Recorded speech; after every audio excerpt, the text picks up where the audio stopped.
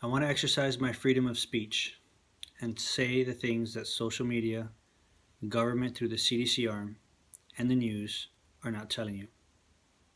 I personally do not want to get any of the COVID vaccines that are offered today, but I respect those that have a different opinion.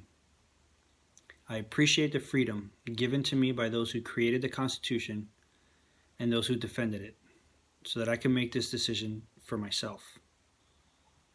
I'm a nurse and I work in an intensive care unit for sick newborn babies.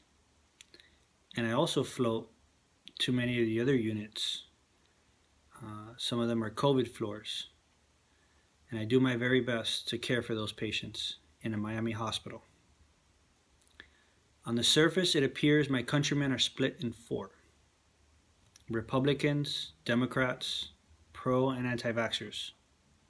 But truthfully, we all know there is so much more to this country than those four categories, and we can either attack those who have different beliefs or respect them in a live and let live mentality like true Americans.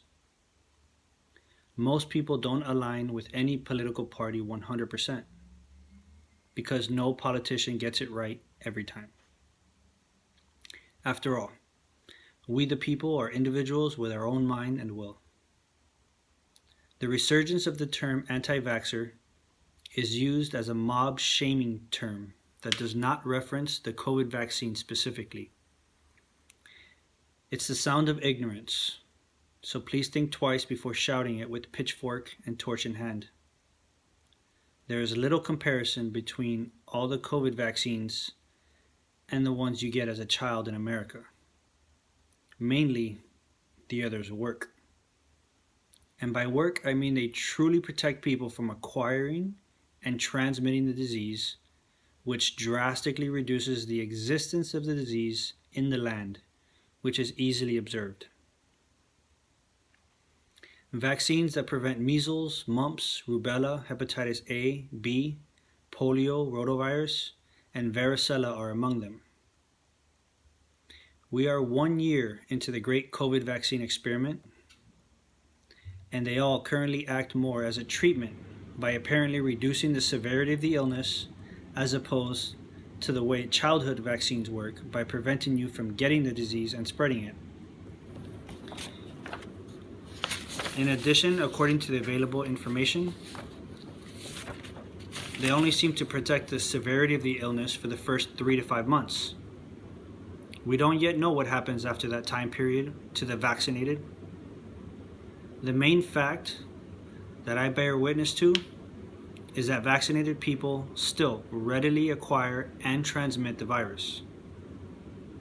Also, data suggests that vaccines offer much less protection for increasingly common variants like COVID Delta.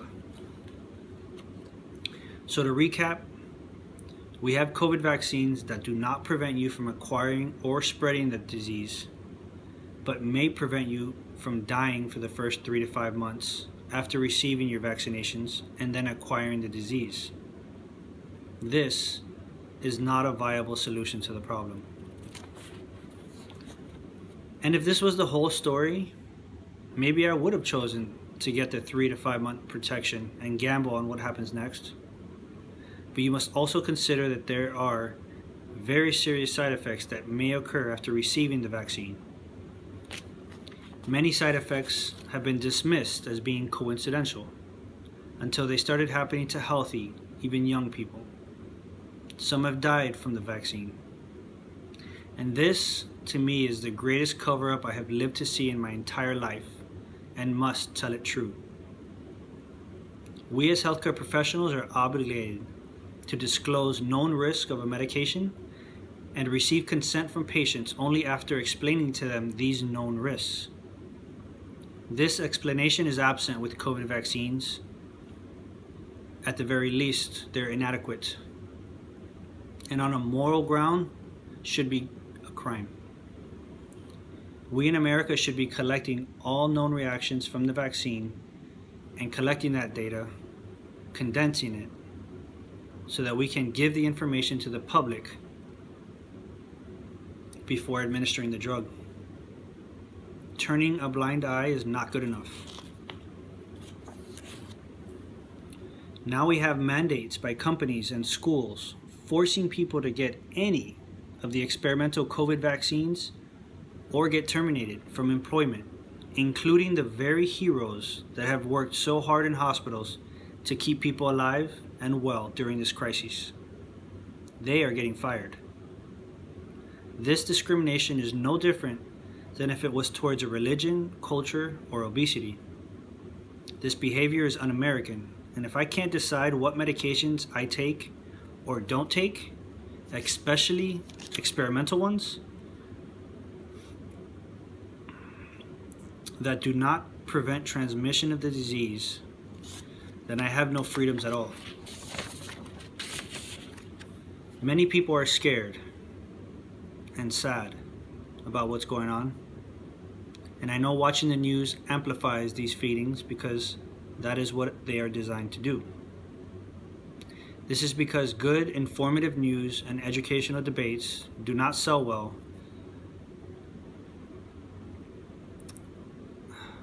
So it's just, I find it better to avoid watching the news altogether, and that's a personal choice you can make.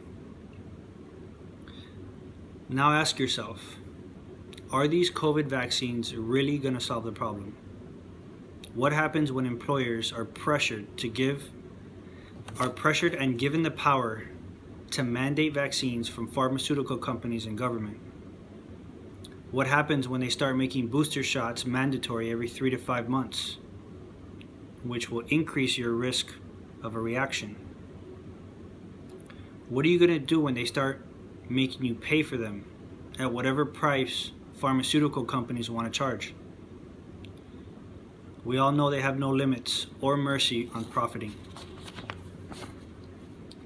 Let's not be fooled into thinking that funneling money out of the government, which we fund, to pay pharmaceutical companies won't cost us dearly in the end. The world has changed forever, and we should vote to make sensible changes to adapt and make the best decisions for our future. The power to choose is the keystone to a democracy, and I, for one, will not give it up without a fight.